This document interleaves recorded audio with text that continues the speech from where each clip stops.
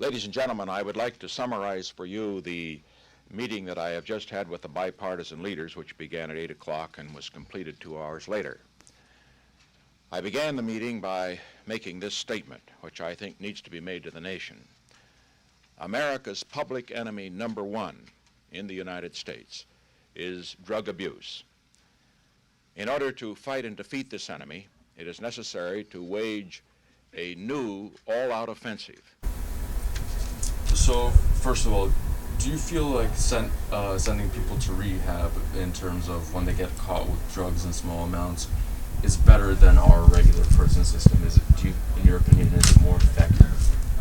I think any opportunity for somebody to understand the motivation behind why they're using something, and to help them get some help for those motivations or stressors is absolutely a benefit.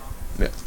But it also depends on the type of drug. It depends on how long the person's been using, because some people are really resistant to change and treatment and would much rather do community service. Yeah, of course.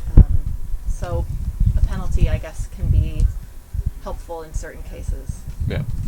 You want my stance on decriminalization of all drugs in Oregon? Or like, how do you feel? Like, do you think it's beneficial to do, or do you think it's just giving permission to do hard drugs? I think that there's two sides to this argument that are both valid. One, in decriminalizing these drugs takes away the stigma of drug use and drug abuse, which then would hopefully lead to more people seeking the help that they need.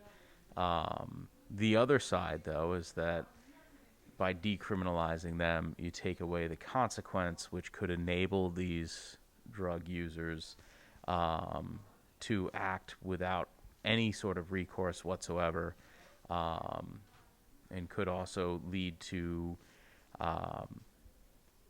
more frequent or more easily accessible drugs, especially to younger people. So it's a really complicated issue